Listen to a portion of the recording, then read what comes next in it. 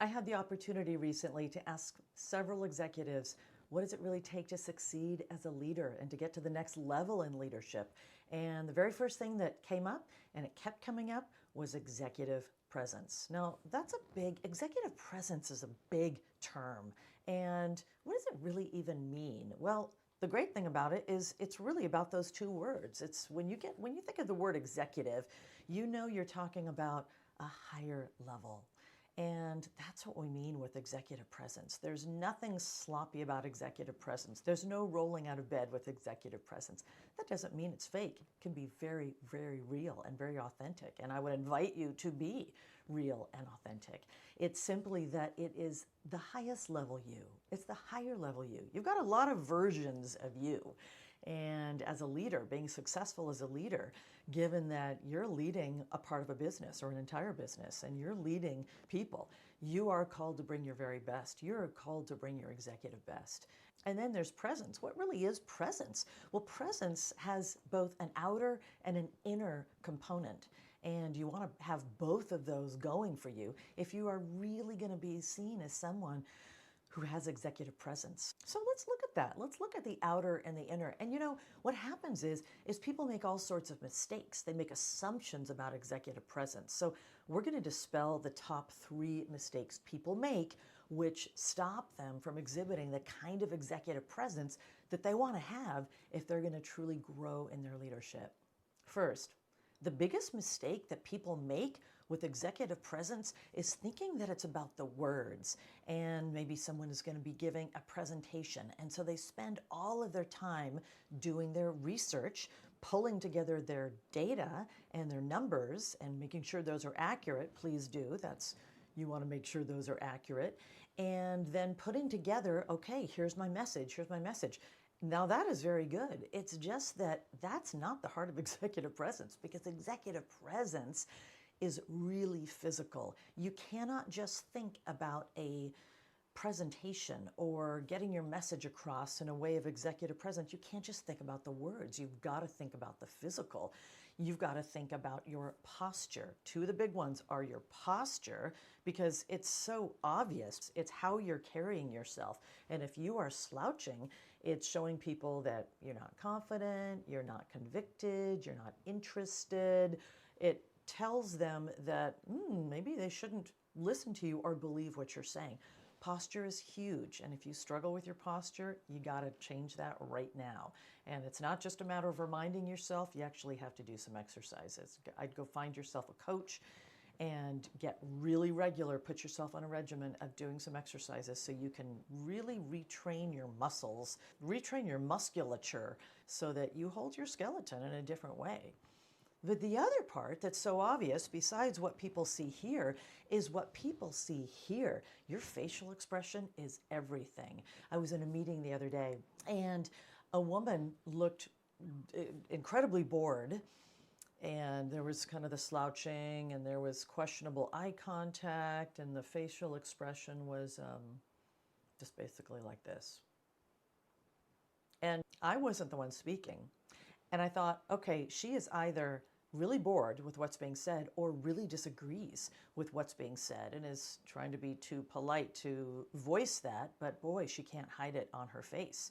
And so imagine my surprise when at some point she spoke up to ask a question and demonstrated through her words that she was very interested in what was being said. Now, that was extremely surprising, and if she had not asked that question, nobody would have known that she actually was interested in what was being said. So you can't leave it to chance that people will believe that you are convicted and you have energy and enthusiasm and confidence and belief, and that you are with them and on track with them.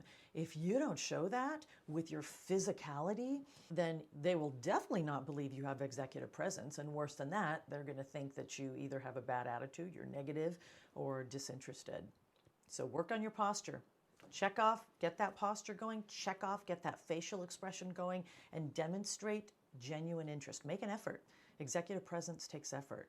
Second, When people say executive presence, what is executive presence? Well, part of it is being physical. That's how you carry your body and the facial expression that you have. But the other part is really inner.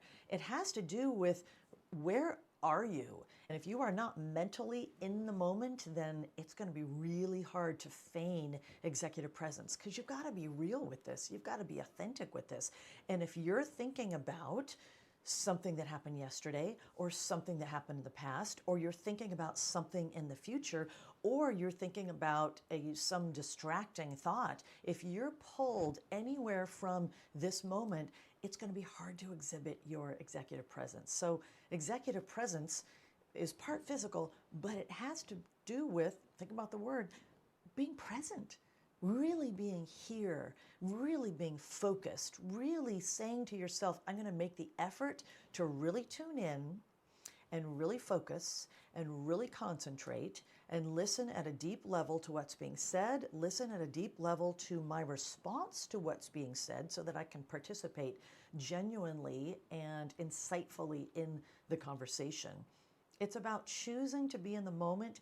It's about choosing to be with these people right here, right now, believing that this is an important moment and being passionate about participating with them and in whatever way you can about bringing them value.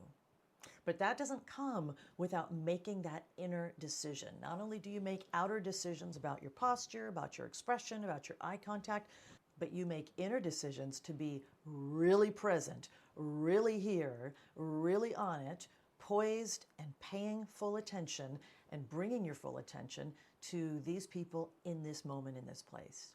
Third, when it comes to executive presence, I'll have people say, I need you to coach me in executive presence. That's a lot of the work that I do. And we'll certainly coach them on what they're saying and how they're saying it and their posture and how they're holding their hands. So the physical and the mental and all the elements of executive presence. But then they make the biggest mistake of all, and that is they decide to turn on the executive presence when they need it, and then they just let it go the rest of the time.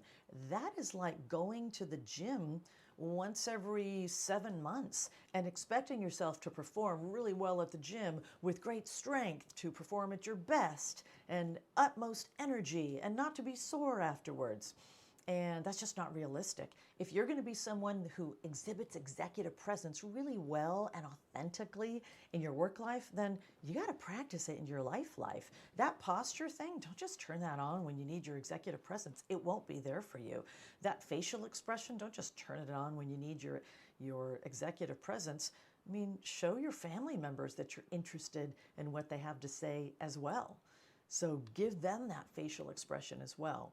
So give yourself an assignment when you're out with friends or when you're with your family. What's something that you can do to practice, whether it's the physical, whether it's really focusing in on having that conversation with your child or with your spouse, that you are fully internally present with them and giving them your full attention. Whatever it is, practice your executive presence outside of work so that when you come into work, your executive presence, it starts to become who you are. And then you don't have to remember to put it on and not be so great at it because you haven't done it in a while. So don't fall into the big mistakes with executive presence. Don't think it's all about the words. Executive presence has to be physical. And don't think that it's just about the physical. It also has to be mental. It has to be internal. There has to be a choice to be fully present with your full attention and your full intention in this moment.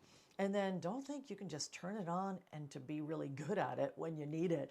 Start practicing your executive presence, the things, the physical and the internal, those things in the rest of your life as well. So it's just like a muscle you're growing. So it's much easier. It's just more likely to be there for you and to be there for you effectively when you really need it.